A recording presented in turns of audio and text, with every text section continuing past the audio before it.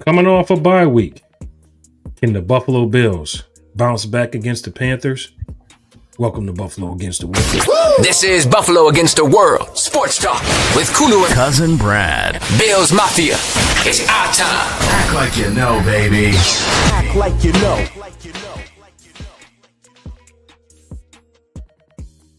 Welcome everyone to another edition of the Buffalo Against the World show. I am Kulu, your host, here with my co-host Cuzin Brad. He's back with me Monday night, and yeah. Man, we healed some wounds, Cuzin Brad, and we hope to get back on track for the Buffalo Bills showdown against the Carolina Panthers in Carolina. And that guy right there, before we start with some breaking news, that guy right there, Bryce Young, will not be playing this game. So as we always start with our ritual, Cuzzo Brad, why don't you take us around the league and see what's happening in the NFL today? All right, let's go around the league. Welcome to Buffalo Against the World Sports Talk as Cuzin Brad takes you around the league. We are going to start off on Thursday night's game. For those who love grandpa death matches, it was Joe Flacco and whatever corpse is left of Aaron Rodgers in the Grandpa Death Bowl. It was actually a really good game. Ended in the final seconds where the Bengals beat the Steelers 33-31. The Jaguars didn't show up against the Rams. They lost 35-7. The Eagles beat the Vikings 28-22. The Patriots beat the Titans 31-13. The Panthers beat the Jets 13-6. Wow. I mean, I'm sorry. I thought the Jets were going to have some fight this season. I guess they're not. They're just the Jets. So whatever. And the Dolphins lose to the Browns 31-6. Man, it is just rough being, from in the AFC East right now. I mean, 1-6 and then 0-7. It's just bad. The Bears beat the Saints 26-14. The Las Vegas Raiders had a game against the Kansas City Chiefs. Just none of them bothered to show up because they lost to the Kansas City Chiefs 31-0. The Indianapolis Colts beat the Los Angeles Chargers 38-24. The Broncos upset the New York Giants, who were coming off that hot win against the Eagles, but they lost to the Broncos 33-32. The Packers beat the Cardinals 27-23. The Cowboys beat the Washington Commanders 44-22. The 49ers beat the Falcons last night 20-10. Should have took some notes from that game. And there are two games happening tonight. We have the Motor City Kitties, the Detroit Lions, taking on the red hot Tampa Bay Buccaneers at 7 p.m. You don't have to watch that.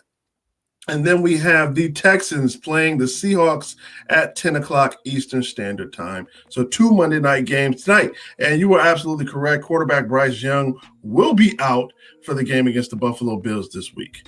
Bills got some good news. They got a couple of guys coming back off of injury. Tyler Lockett, the veteran wide receiver for the Tennessee Titans, has requested his release from the Tennessee Titans. So another wide receiver to throw in the hat. Maybe he might want to come to a better team. Just throwing it out there. But he has requested his release. And Mike McDaniel, head coach of the Miami Dolphins, have announced that even though they are 1-6, Tua Tagovailoa or Tua Turnbull or whatever his last name is, will remain the starter for the Miami Dolphins. Wow. A lot going on, Cuzzo Brad. And as we see, the mountain is starting to climb for the Buffalo Bills, and the way up in the AFC is starting to get a bit more competitive as we see the New England Patriots continue to win. This new kid on the block, they talking about Drake May. Had a sensational game yesterday, and I'm feeling good about coming off the bye week. Sean McDermott being 8-0, coming off bye weeks in prior seasons. So I'm looking forward to this team really regrouping, putting some better play calling out there, executing more, being a little bit more focused. So let's hopefully we see that. Now, you talked about Bryce Young, who will not be playing in this game. Another receiver group to watch is Xavier Legette, as well as Keon Coleman, two rookies that came out last year that were a part of the same draft. A lot of guys, including myself, wanted Xavier Legette on this team. And it's possibly a coming out party for both of these guys to see what they can do in their sophomore season. What do you think about that comparison with taking those two receivers? I don't think it's going to be a coming out party for Xavier Legette. I mean, I did want him just as much as you wanted him coming out of this draft, but with his backup quarterback coming in out, with Bryce Young being out, the timing may be off, and they're probably going to heavily focus on the ground game, which they have a really good running game, and they know the Bills have a hard time stopping the run. So I don't think Xavier Legette will get the ball that much at all. I think they're going to emphasize the run game to get the backup quarterback going. I don't even know who the backup quarterback is, to be honest with you. But it's the red rifle. Sam Darnold. Andy Dalton. Andy Dalton. Wow. Who helped us get to the playoffs, some time ago. And, it'll be exciting just to play him again. But he will get the start against the Buffalo Bills on Sunday at 1 p.m. Again, so it might be a timing issue. I mean, Andy Dalton is a veteran, and, he has a warm spot in the Bills fans' hearts. So we'll see what happens, but I think they're going to heavily focus on the ground game. If I'm the Panthers, I'm definitely focused on that ground game. Oh, yeah. And, with Bijan Robinson last week, the blueprint was set, Cuzin Brad. The blueprint has been set really going back to, first game of the season against Derrick Henry, playing the Buffalo Bills. The Buffalo Bills have really struggled to stop the run, as you mentioned last week on the show. The 32nd in the league in tackling. That's absolute dead last. Yeah. Can't get guys on the ground. I did a show on Friday, and I was talking about how, guys like Bernard have been having to overcompensate for poor safety play.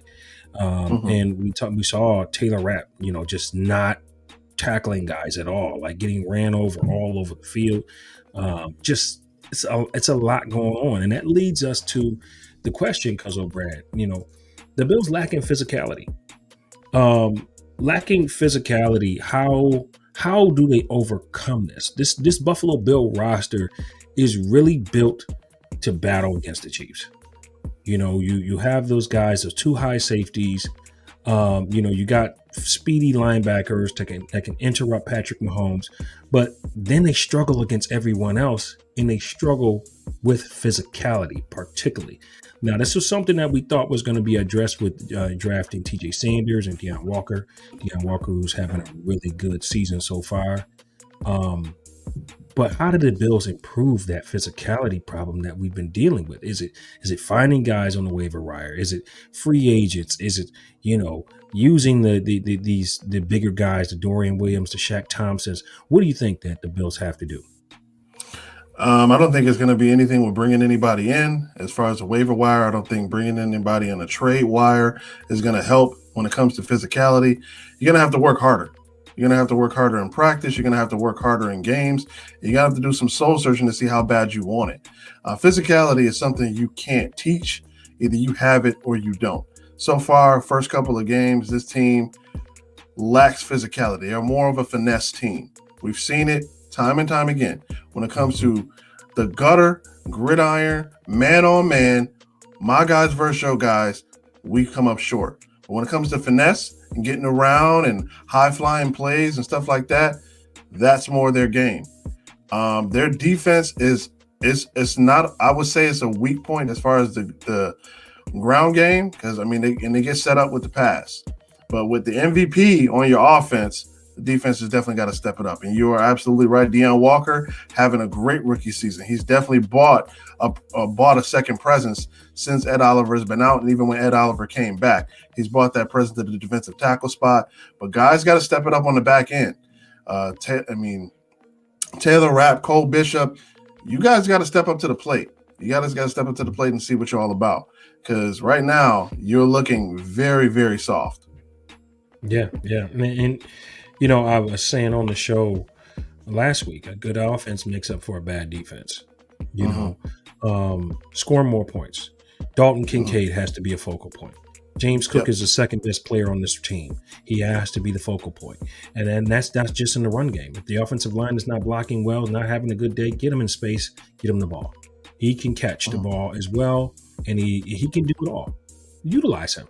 Remember the glory days that we always talk about in the 90s where there was a game where Thurman Thomas had 2,000 yards combined in a season. You know, that's how we utilize this guy. This guy was a workhorse. He was also a 1991 MVP of the league. Yeah. That can be James Cook. That can be James Cook and utilized in their system the right way. Sometimes I feel like Joe Brady kind of gets lost with that, like utilizing the guys to their talent. And that kind of bothers me a little bit. Then you got Ty Johnson, another guy who can catch out the backfield. You can go split tight ends, or running back set. You can go to 2 tight end set, and you can create some mismatches. Those are the things I would like to see from Joe Brady coming out of the bye week. Absolutely. I mean, we took 2 losses. The 2 losses were brutal. The Atlanta Falcons embarrassed us on Monday Night Football last week. The Patriots, they beat us. It wasn't embarrassment. It was more like a wake-up call. Atlanta embarrassed us. I'll be honest. They straight up embarrassed us. And me as a Bills fan, I look at this as a tune-up game because we all know who's coming in 2 weeks. We all know where we're going in 2 weeks. So we're gonna go to Raleigh. We're gonna play this tune-up game and get ready for the big game that's coming up in a couple of. We're not gonna look past the Carolina Panthers because we got to make a statement to say we ain't dead yet. But we all know this is a tune-up game for Kansas City. I mean, I don't know if anybody else looked past that, but I know Kansas City's coming next week, and we have to dot all the I's and cross all the T's to get ready for Kansas City because Kansas City is going to show no remorse. They're coming to beat the crap out of us. They know it. We know it. So Carolina, got to make sure all hands on deck. Their starting quarterback is out. Yeah, you have Andy Dalton in there. They are not going to take this game lightly. They are coming off of a win. They are building a program there in Carolina. So we can't take them lightly. But we got to make sure we get the job done. Get some positive momentum going into Kansas City. Because that's the tough. That's the benchmark right there. I'm not going to say it's going to make or break your season, but it's going to open a lot of eyes. Oh yeah. And Buffalo just has to beat the teams that they should beat. That's been the struggle. That's been the struggle this season. Finding our identity and sticking with it. And the identity of this Buffalo Bill roster, when successful, is a balanced attack. Balanced offensive attack. A lot of times we tend to lean on Josh Allen's shoulders to cover up a lot of our flaws. We have to change that. We have to lean on the guys like James Cooks and Dalton Kincaids, the Khalil Shakirs. We have to utilize these offensive weapons. We got to get Ray Davis in here. We got to get these guys are good players. And I think that opens it up for young guys like Keon Coleman, he can break out if he's in the slot. I think when you're putting Keon Coleman in a predicament to where you're asking him to be a number 1 or a number 2 receiver, I think you're just asking too much of this sophomore player. I just don't think he is that right now. I don't see him having the speed. When he came out of college, one of the main things he had was never separation. He was just a guy who can just win those 50-50 balls for you. That's who he is. And that's better suited for the slot. So we haven't effectively replaced the John Browns or the Cole Beasleys of the world. We haven't particularly replaced those guys. So I think you need to mod Keon Coleman into one of those guys. What's your thoughts on that? I think Coleman's just fine. He's just fine. He's just fine doing what he's doing. I mean, yeah, he's not making the big, spectacular catches that a lot of the other guys in the league are doing, and it's not fancy, it's not sexy as the other guys. But I mean, he's doing his job. When a game is on the line, like he played in Baltimore, played great. He scored against the Patriots. He's doing his job. Some passes, yeah, he should be having. He definitely had a crucial fumble against the Patriots, and he had to. I guess he was benched for the first quarter of the game, and the offense has not looked top tier. It has not looked top tier. I don't think Coleman is pretty much the issue, because if you look at these losses that we've just had, a lot of them are just undisciplined beating ourselves. A lot of the stuff could have been avoided. You got penalties, you got dumb mistakes, you got fumbles, and you got undisciplined acts that have led to all of that stuff. Championship teams don't have that. They don't have that. This team has lost. I'm not going to say has, but they lost their focus for a couple of weeks. They were undefeated. They were riding high, and they lost their focus. Patriots game, they kind of beat themselves. Monday Night Football against the Falcons should have been all right, let's bounce back. still lost the focus, still playing from behind, still dumb penalties, still dumb mistakes that can be cleaned up. So I wouldn't say the sky is falling. It's got to get disciplined and get back to the basics. You're going against Carolina this week. Get back to the basics, play the game that got you to this point, and just keep it going. That's all. Yeah, I absolutely agree with that, Cuzzo. I tend to be a little bit more critical because I want to win the Super Bowl, man. And I think 8 years in, I think we should be a lot better. Now, we're talking about the Buffalo Bills really trying to make that Super Bowl push. How would you feel for the trade deadline and the Buffalo Bills do not make a move? How does that make you feel? And Bills Mafia, drop comments below. How would that make you guys feel if there is no trade, if there's no free agent signing here before the trade deadline? How does that make you feel? Well, my first question is what move will be made? Are you going to bring in somebody on defense? Are you going to bring in somebody on offense? If there's no moves to be made and we're still winning, I mean, the trade deadline is November 3rd, I think it is. I think it's the 4th, but I think they count that as a holiday, but I'm not sure.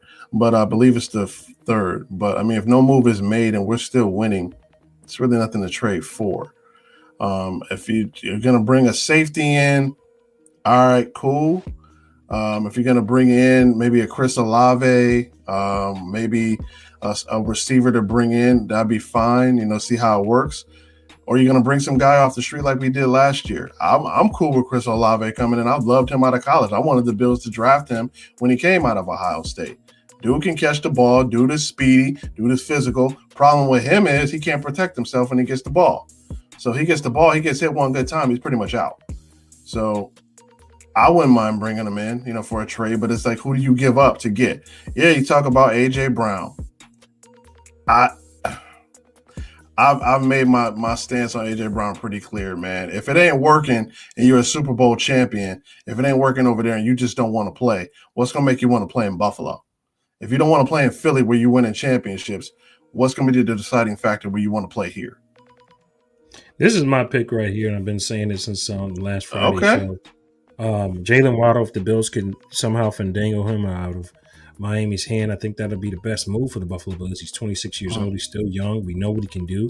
We know his abilities to separate. I mean, this guy separates 40% of the time. His separation is very good when it comes to the percentiles of it. Great hands, great speed, physical for his size. I think he's the guy that really opens up this offense, and he's a guy who can kind of grow with Josh as a young man. Absolutely.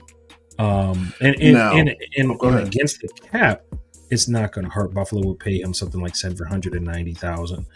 Same thing with A.J. Brown. Now, A.J. Brown, the problem with A.J. Brown comes next year. Next year will come the problem with A.J. Brown, and that would be basically,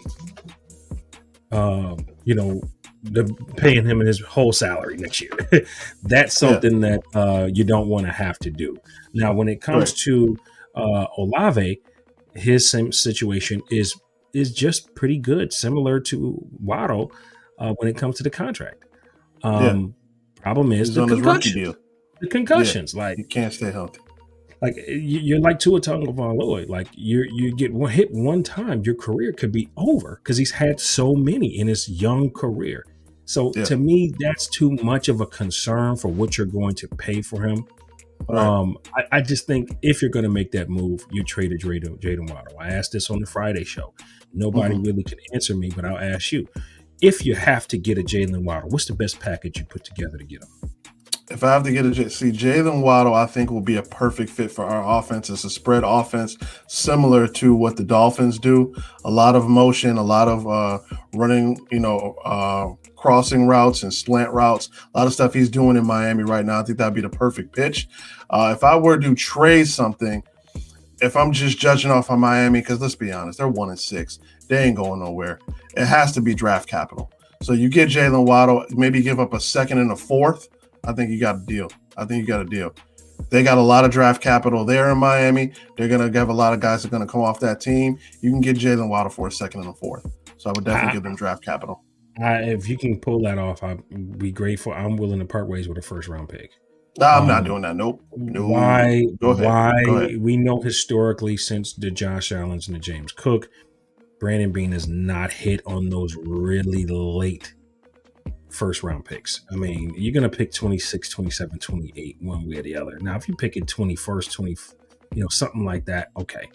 But the way it's looking, we're going to at least be top 4 in the AFC. We're going to be at least top 4.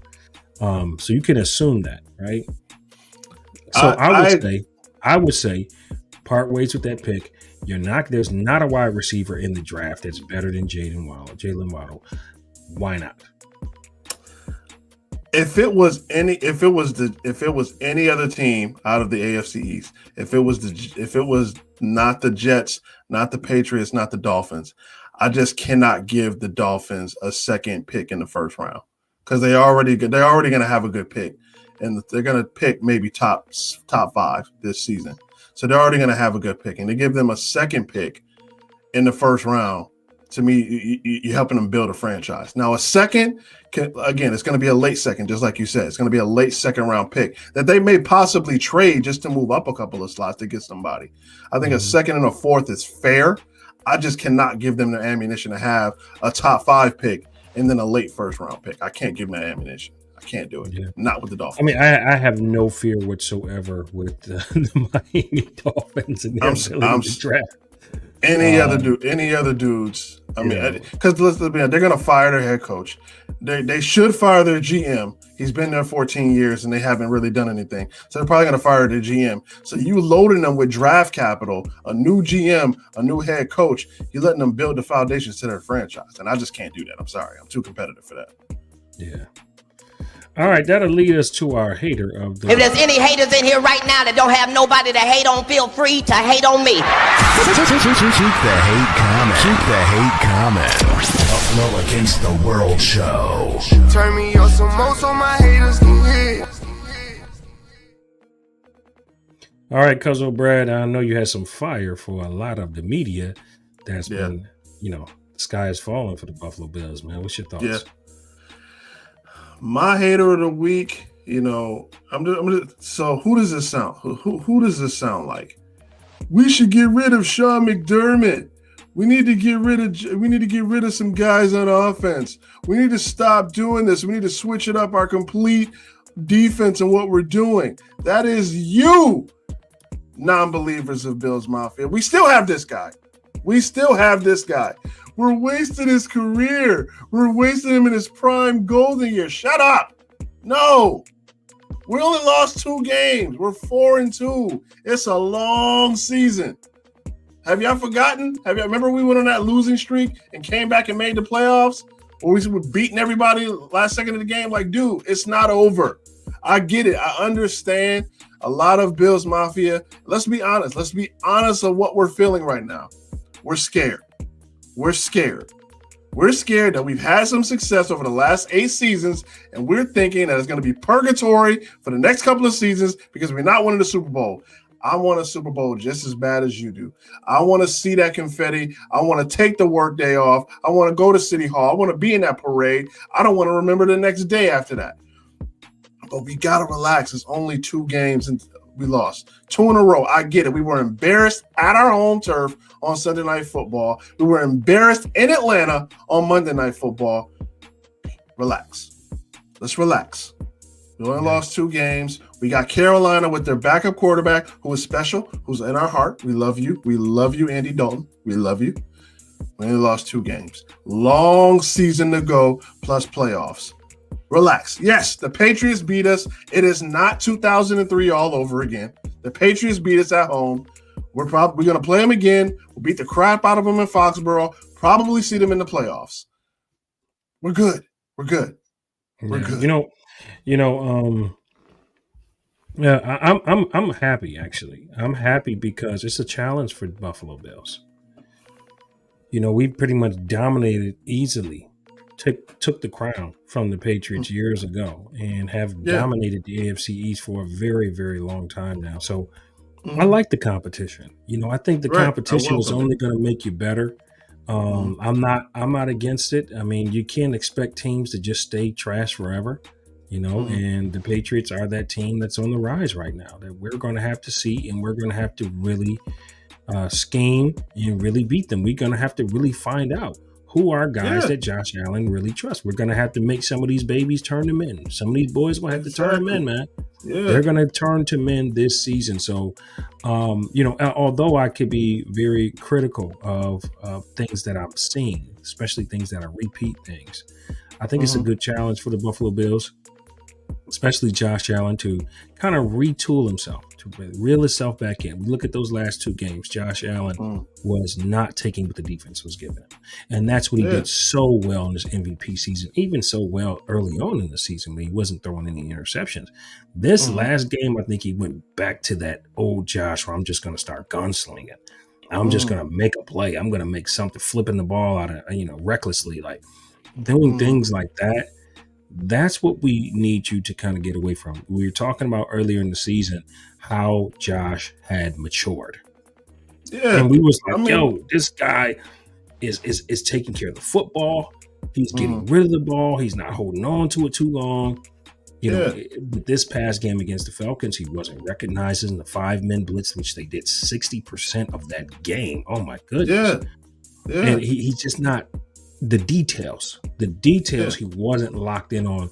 So I think that two losses that we took in a row, I think they got humble.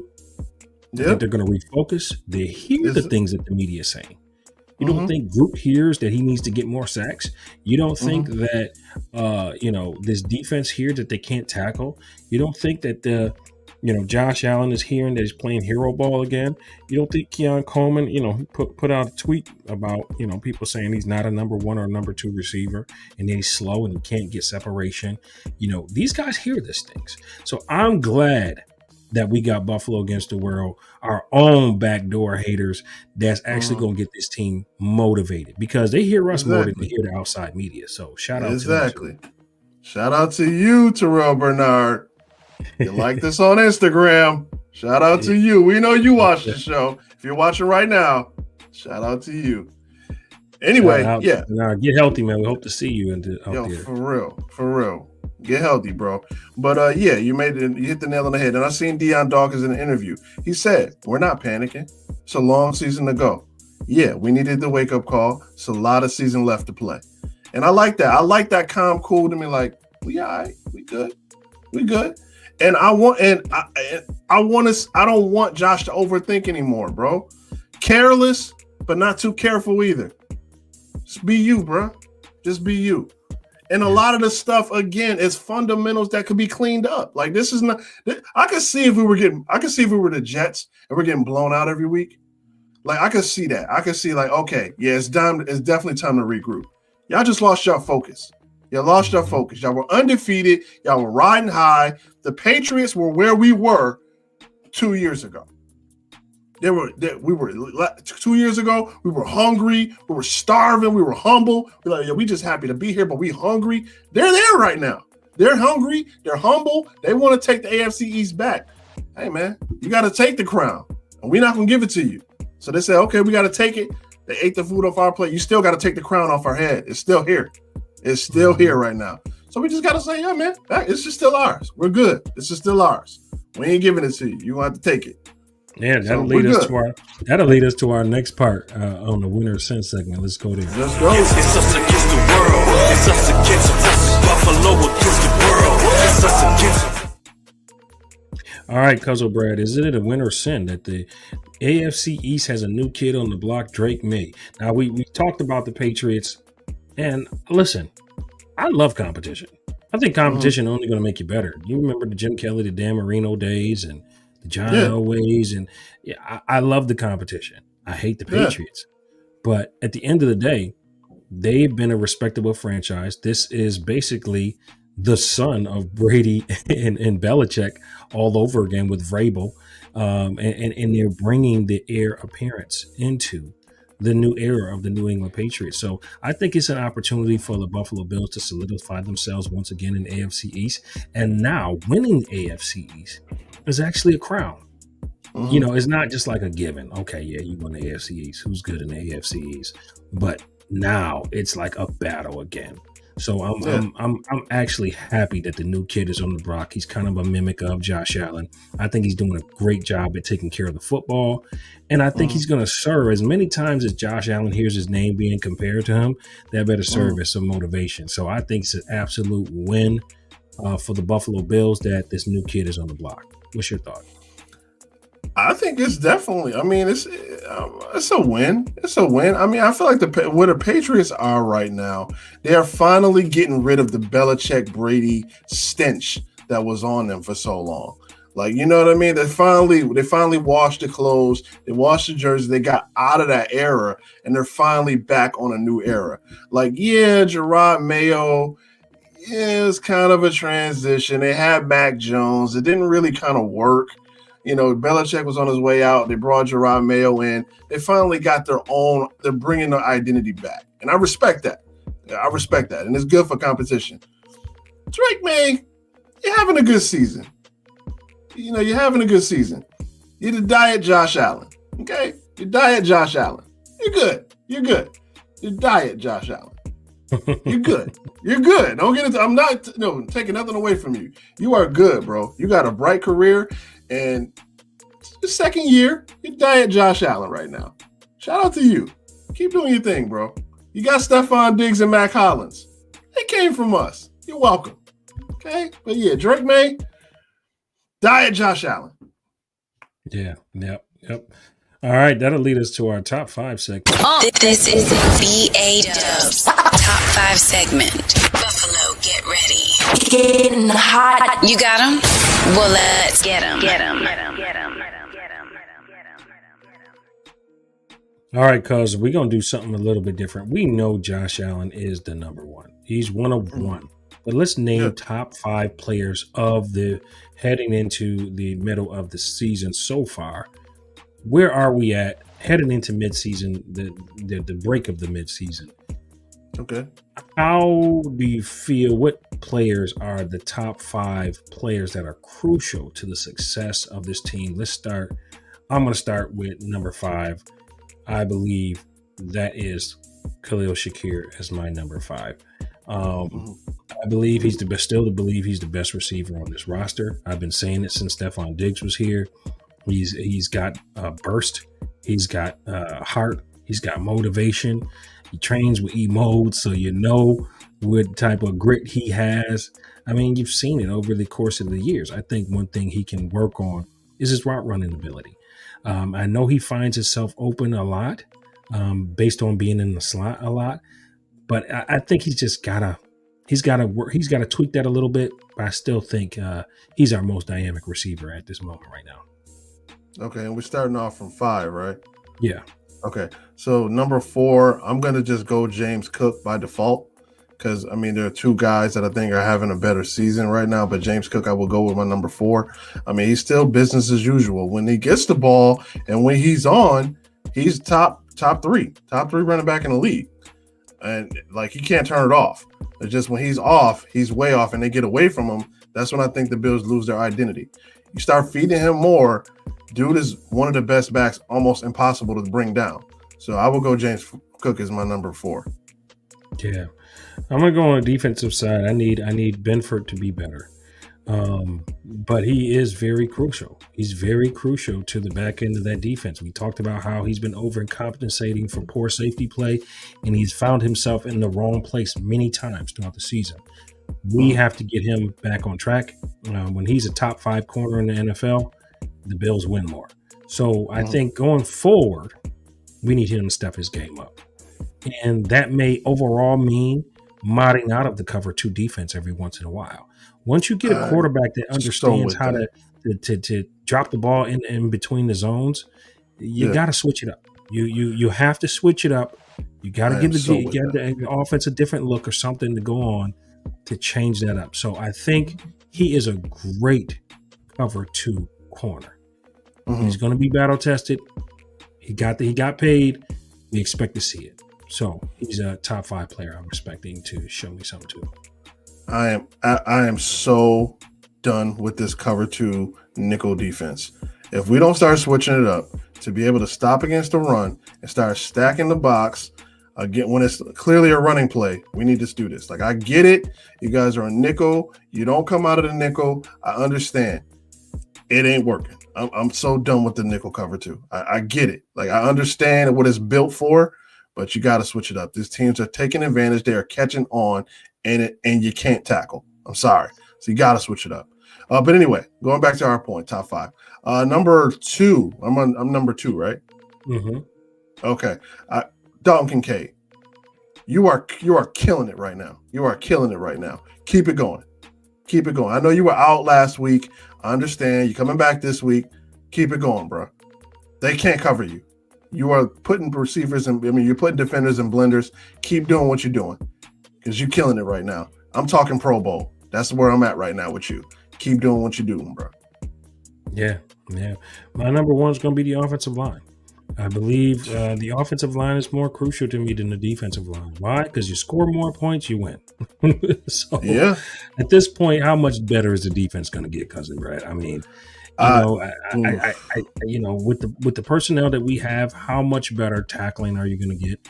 How much more speed on the defensive line are you going to get the pressure on the quarterbacks? I mean, something's got to give, and if that's going to be your weakness, you got to score more points. So I'm going with the offensive line. The offensive line gives Josh a few more seconds. Josh makes something happen. James Cook makes something happen.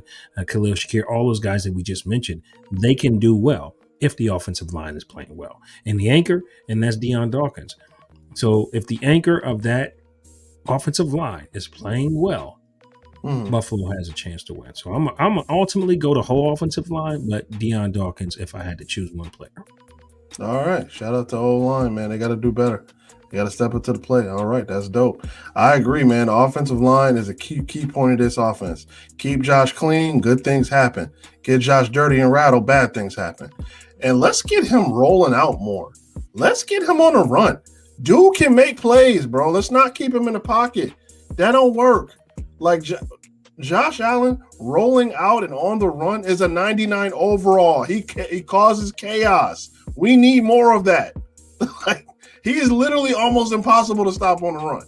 Let's get him on a run. Throw some bootlegs, do some waggles. You say that. It's interesting you say that. How come we don't see trips on the Buffalo Bills? Like, I don't trips know. On one side. Like, if you do trips and Josh Allen's rolling out to that side, that'll be so dangerous. I don't know. I don't know why we gotten away from that. Like, when this dude is rolling to his right, bad things are going to happen for the defense. Let's get back to that. Like, it's not hard. Get some play actions, some zone blocking schemes that way. Get the defense off balance because they can't contain this dude. He gets outside the pocket. It's a problem. We need to get back to that. Absolutely. Yeah, we want to keep him clean, but we want to win too. And we're here still. Josh Allen still. He didn't break it last week. We talked about the game. He is still here. He can set NFL record right over Cam Newton in Carolina. Right in Carolina. Cam Newton's home.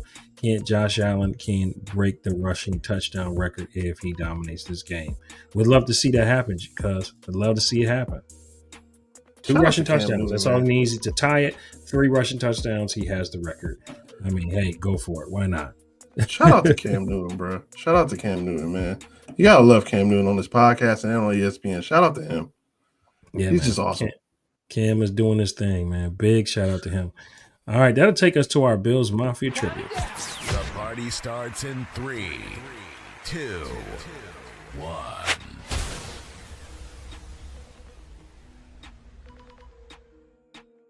As we always do, we break out some of the best historical Bills Mafia trivia. And here it is today.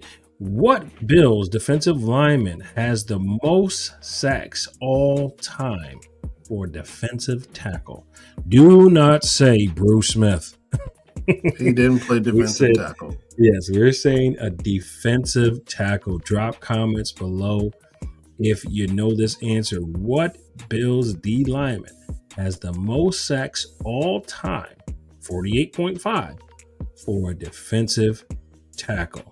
I mean, there's been a lot of great defensive tackles that played for Buffalo Bills. I'm not going to name none because you guys will probably get it really quickly.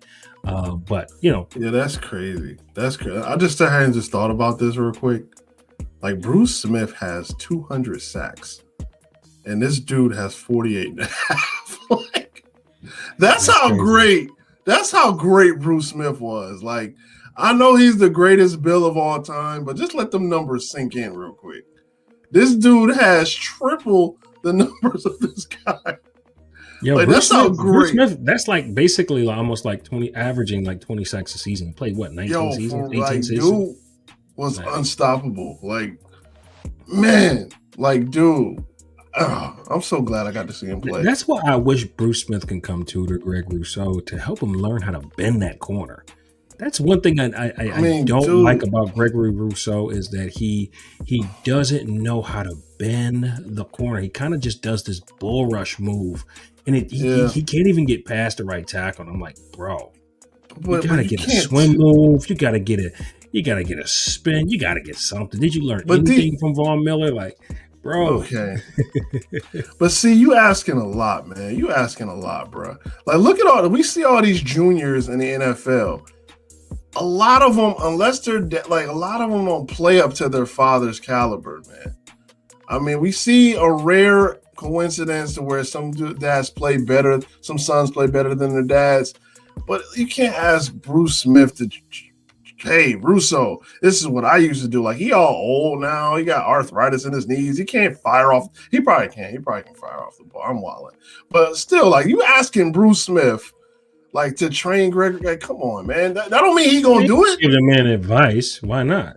I'm asking him to be out there physically. I mean, but you can watch film of some of these great players and say, hey, these are the guys I want to mimic after, and pay attention to detail. How do you mimic their game? Because what he's doing, then this bull rush that he tries to do, it's not working for him. So take some notes from some of the greats, man, and one of the greatest of all time. Is in the history of Buffalo Bills. God, we miss Bruce Smith, and he was so awesome. Like, he was, man. Shout out to you, Bruce. Yeah, don't beat my cousin up. Don't beat my cousin up. Just shout out to you. I'll take you back to that moment. All right, for everybody who missed it, it was Kyle Williams, one of Buffalo's favorite. Kyle Williams with 48.5 sacks. He leads defensive tackles in Buffalo Bill history all time in sacks. You know, it's interesting. A couple names that are on here on a top 20 list. Guess what? AJ Epinesa with 24 sacks to date. He's in the top 20. He's at number 17 all time in Bills. He's the only active Bill on this list. Well, excuse me. Hold on. Gregory Rousseau is also there with 26.5. So Gregory Rousseau is at 14. Ed Oliver is another one active. I'm sorry, I missed this one. He has 29. So actually, Ed Oliver, he has a pretty good chance to catch Kyle Williams. Got to get 20 more sacks, but he can do it. He can do it. He can definitely do it. Another fun fact, Steve Tasker, recently this week, Steve Tasker has recently been given the one of the final nominations to get elected into the Pro Football Hall of Fame. He's not elected. He's not in yet, but he went to the final round to see if he's going to be selected for the Hall of Fame. Let's pray that he gets in, because he kind of needs to be in there by now. Like, it's been long enough. He deserves it. It's been long enough. Special team player of all time. John Robert just mentioned, also we mentioned this earlier in the show, that Maxwell Harrison, his 21-day window is open for him to return. Some believe he may return this week. I don't see that. I believe he possibly can come back next week. And I'm not willing to rush the kid. At the end of the day, you go out and rush a young rookie because of his speed and you're tired of Tre'Davious White. It's just not wise. It's just not wise. Let him learn the system. I don't want your first game to be against the Chiefs, bro. Yeah. I'd rather you play against the Dolphins. Yeah, if you're gonna sprinkle them in there, sprinkle them in there. But I wouldn't have them start. No, that just Bills fans. Let's be realistic here. It takes a training camp. It takes a preseason. It takes to really get yourself acclimated to a scheme. Don't just say we got to get these guys. Even a free agent. You can get a guy in. He's not going to start right away. He's got to learn the system. So again, just think about these things. Unless you get a guy that's a retread guy that's been with the Buffalo Bills before. And we've tried that it just didn't work. We've tried that multiple times with multiple guys. It hasn't worked. So I wouldn't worry about trying to rush him back. Yep. Michael Holt and as well as Larry Ogunjobi will also are now back. So they'll be in that defensive line rotation, which is good to, see which guys are going to get pressure. We're increasing that depth on our defensive line. And right now we need all the help we can get to get pressure. Like, it's all hands on deck, man. Yeah. It's all hands on deck. When you got as many guys as we have, the AJ Epinezas, the Gregory Russos, the Michael Holtz, or Joey Bosa. Which one do we have? Joey Bosa. When you have all of these guys, you got to rotate them really good because they all got different skill sets. So I'm all for it. Ogunjobi, he jumps in there with the defensive tackles. And a big physical guy, another physical guy on the defensive line, see where he fits in. These are opportunities for these guys to come in and get more playing time. So I'm excited. I'm excited too. I would love to see these guys get out there, get some playing time, get some reps against this Carolina defense going into the big game next week. All of this stuff is a tune-up game. This is a game, again, this is a should win. I'm not saying we're going to win, but I think this is definitely a should win game.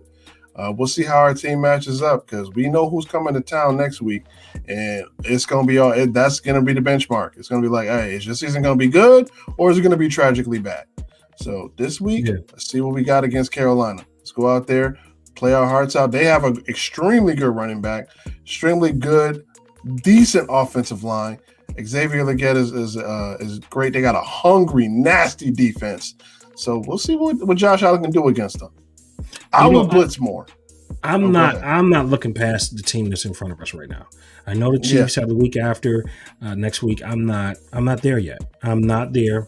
I want to see a vast improvement this week. That's all I'm on. Win the game. Get to 5-2.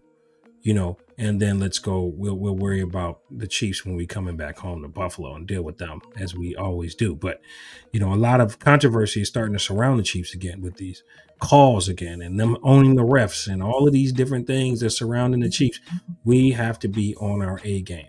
And I wouldn't say this is a tune-up game. This is a game you just need to go out and you need to play Buffalo Bill football. Reestablish your scheme. Reestablish your balanced attack. Reestablish your, bend but don't break defense. Reestablish trying to stop the run if you can. I mean, I don't see it happening, but hopefully with these new guys coming in, they can make a difference on this team. We've seen the big difference that Deion Walker made. So maybe some fresh new blood in the rotation may also help. But again, when you don't have a training camp and you don't have a preseason and you haven't had any tune-up games, don't expect too much out of those guys. And I'll just throw that out there. We'll see. Yeah. So, again, right now, the AFC East, the AFC, we got some competition. Talked about the Colts last week. They're emerging. We talked about the Patriots earlier today. The Chiefs are right there, back in the mix again. Broncos are making themselves be heard, as well as the Chargers. So there are some competition. We can pretty much cancel out Miami, cancel out the Jets, cancel out Baltimore right now. They're pretty much finished. Bengals, I'm not worried about. Steelers, they still in there. They're hit or miss. Either they're going to be really good or they're going to be really bad. That's what the Steelers. Either they're really good or they're just really bad. That's the Steelers team. They're probably going to have a winning record. Maybe they get a wild card. Mike Tomlin, he don't take losing records, bro. He never had a losing record in his entire career. So either they're going to be extremely good or they're going to be really bad. So we'll see. Yeah. A lot of football to be played. All right, Cuzin Brad. The real question now is, what do we want to see out of Week 8? What do we want to see? Not just with the Buffalo Bills. There's other teams that, can win or can lose. Obviously, we want to see the Patriots lose. We want to see the Chiefs lose. But what do we want to see specifically in the AFC East? I want to see out of the AFC East. I mean, Let's start there, and then we'll go to the AFC as the bigger picture. I don't know. I want to see the Patriots lose. I want to see the Jets get their first win. I want to see how long it takes the Dolphins to fire Mike McDaniel and their GM. I mean, that's where I'm at as far as us. I want us to win more. That's where I'm at as far as that question goes. The Patriots, they face the Browns. That's going to be a good game. That's going to be – people slight the Browns. That's going to be a good game. The Browns, yeah, they're kind of figuring it out on offense because they don't really know, what Dylan Gabriel's going to get at when do you pull the trigger on Shador. But they just beat the crap out of the Jets this week. It was bad. It was really bad. So, oh no, who did they play? They didn't play the Jets. I believe they played somebody else. I'm not looking at their schedule here, but let me just look back. I got the scores. They just beat the Dolphins. Yeah. 31-6. Yeah. So I mean, I'm not saying the Patriots got it easy. This ain't gonna be no slouch. The Browns ain't no slouch by any means. So I want to see. Hey, I want to see the Bills win. I want to see the Jets lose. I want to see Mike McDaniel lose his job, and I want to see the Patriots lose. I really kind of don't care about any other team right now. Only time I care about any other teams in AFC is when it's seeding time, when it's like playoff seeding time. That's when I start to worry. But right now, I'm good. I just need the Bills to win. I'm good. All right. So how to get a dub, man? How to get a dub? How do Bills take down this team? Reestablish, like we said earlier, reestablish the run game. Get James Cook going. Robert just said it. Get James Cook going. Get him involved in the run. Get him involved in the pass. Get the guy confident. Keep him on the field on third downs, man. What are y'all doing? Yeah. This is your second best player. Keep him on the field on third downs, even if he's a decoy. Yeah. What are you doing? Like, he was not on the field on third and fourth downs in the fourth quarter. At the end of the fourth quarter last week. What were we thinking? I do not know. I just was baffled by that, but don't let that happen again. Please respect this man as the second best player on this team. He is very crucial to the success in us winning games. He was the catalyst. Like, we were talking about James Cook possibly having an MVP season earlier in the season. Yeah, that seems like so long ago, don't it? We were talking about it 3 weeks ago. And here we are. We stopped feeding him. Like, use the guy in so many different areas. Just, I can't,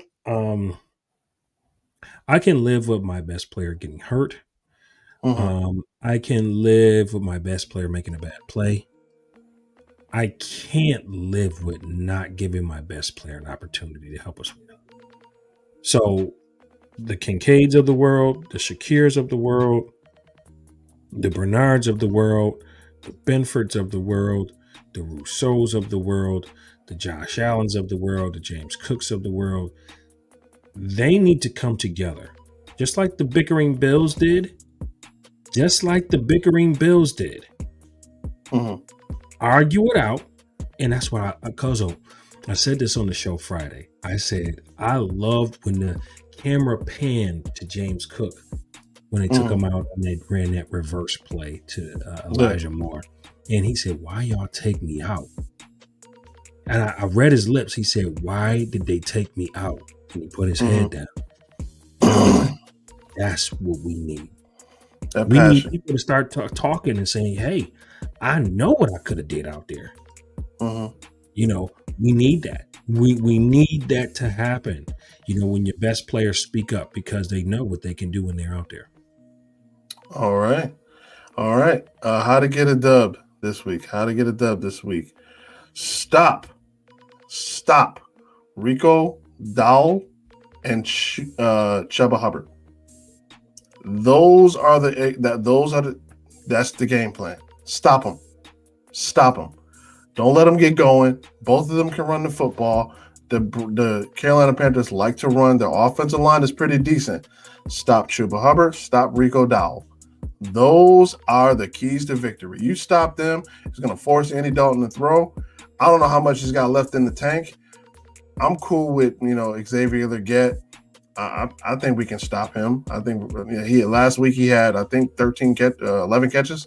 So I'm cool with that. But stop the run. We control the line of scrimmage. We control the game. So that's what I want to see. I want to see a lot more blitzing. I want to see a lot more attacking the football. And I want to see a lot more completed tackles. No more missed tackles, man. Like, come on, man. Y'all pros. If y'all got to get the tire out there and we got to roll the tire for y'all to start making tackles, and that's what we got to do. We got to make the tackles. It's crucial. Missed tackles are killing us. Got to tackle these guys. They're not going to let you ease. They're not going to ease up. Facts. That's what I want to see. I'm looking at numbers-wise, Cuzzo. The past two games that we lost, 23 to 20, first the Patriots, 24-14. If you really go back and watch the all 22, 4 or 5 plays decided that game. True. 4 or 5 offensive plays decided that game. Plays that Josh Allen would love to have back. Absolutely. Maybe, and the Patriots game, really 1 or 2 plays, if you really want to be honest. Yeah. That's, the Buffalo Bills, for all our fans out there, we can be our worst enemy sometimes. True. Facts. It's not so much that these other teams are better. It's more us with penalties, mental errors, poor execution, turnovers the past 2 weeks. That is not Buffalo Bills. That's uncharacteristic of the Buffalo Bills. Don't expect that to continue. Expect that to continue. We know that Sean McDermott is 8-0 coming back. Expect this team to be much better, even with the same roster, even with the same cast of characters. Guys got a lot to prove. I'm expecting, like, these guys, if we didn't, like, Bills fans are acting like we got blown out. I mean, we got embarrassed. I mean, I'm not going to take anything away from it. Because we didn't expect to lose. We didn't expect to lose. No. We didn't get blown out. No. We did not get blown out. We didn't get blown out, but we might as well have gotten blown out. We got embarrassed because Josh Allen didn't play like Josh Allen. Bro, that's it. We scored on our first 2 drives. First drive of the game, we scored. First drive coming out of half, we scored. Otherwise, they beat us up and down the field. That team they didn't play no game. They beat us down. Even as well as they played, we didn't get blown out. We didn't get blown out. They scored 23 and 24 points. That's it. And it was only decided by 3 or 4 misplays or penalties by the Buffalo Bills. So that's to show you really how good this team is, that the Bills have to beat themselves in order for you to really beat us. We just have to not beat ourselves. True. But I'm going to be real. I feel like the Falcons game, we were not mentally there. We weren't mentally there. We got away from what our bread and butter, and we just weren't there. Coming out of the gate, our first drive came out hot. It was easy. Got the touchdown. You know what I mean? Coming out second half, easy. Right down the field, got the touchdown. And then the mental errors just started to go into play. They were beating us up, running down our throats, kept Drake London, kept getting our guys open. We kept getting penalties. Cuzzo, no, man. I'm just saying. We were watching the game together. We were. That didn't happen like that in the second half. It didn't. It did. It didn't. Second half, I can't blame on the defense. I'm talking about mental errors. On the offensive side, not the defense. Both sides. I can't say that. I think that game was well in hand with 4 made plays. Buffalo's offense makes those plays. We had a chance to win that game. Both games. All right. Defensively in the first half, I'm all with you. Defensively in the first half, both of those games, we could not tackle. We cannot stop the run. We couldn't do nothing.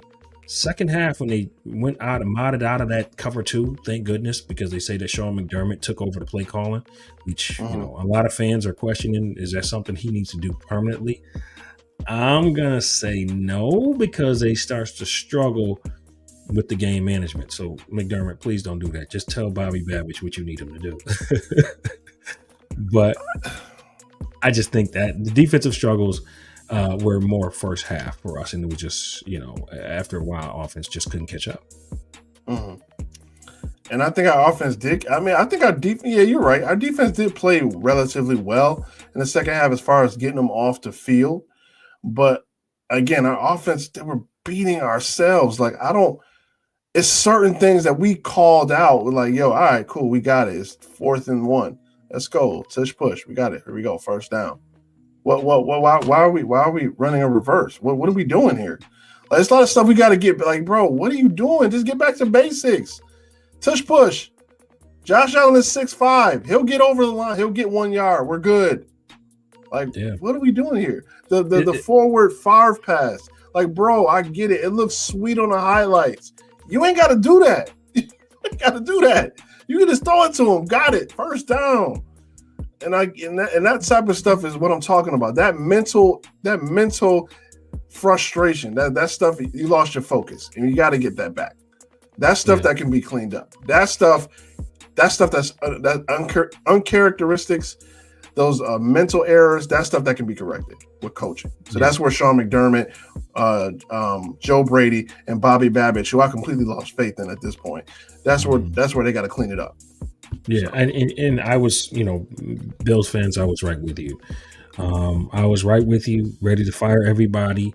We were all emotional because we know how good Josh Allen is. We know how what bothers me more than anything is when you know who your best players are and they're not getting the touches they need.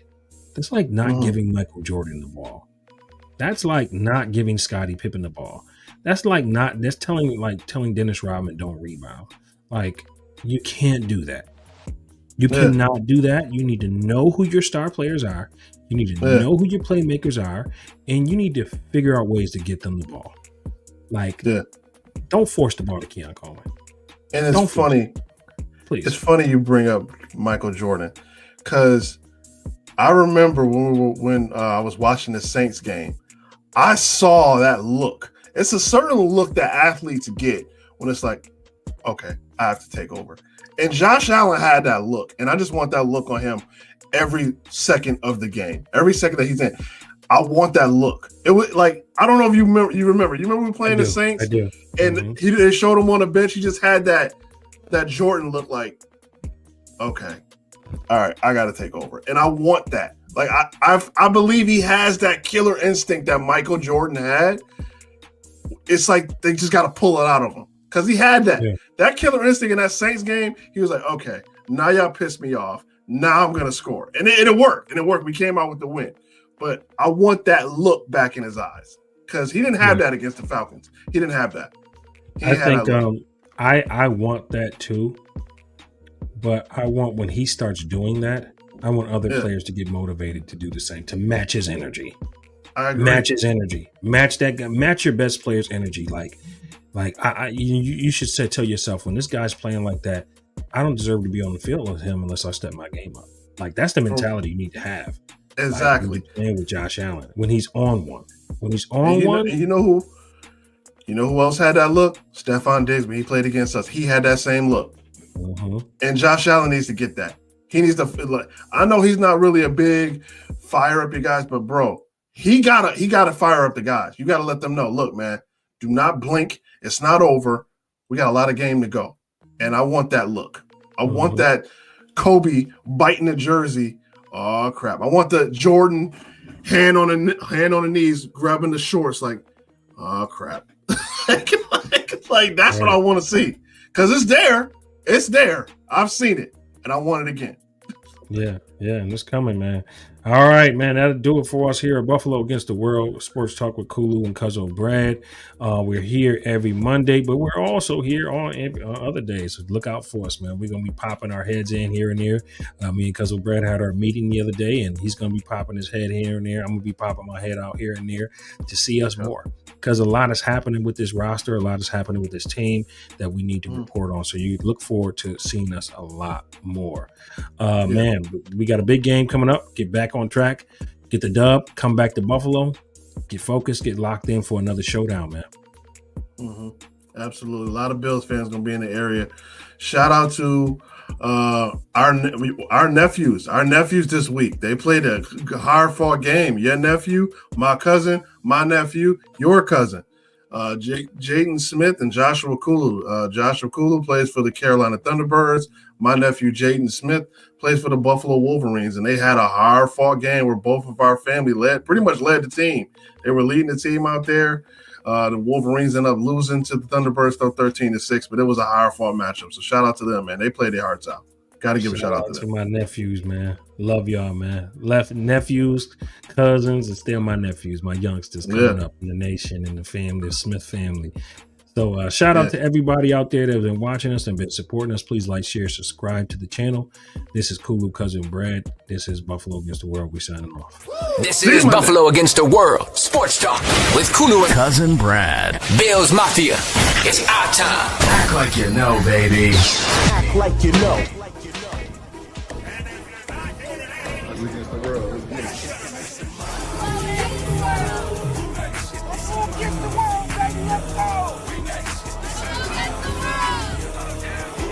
High, big BSS, man. Buffalo against the world, man. We take on anybody.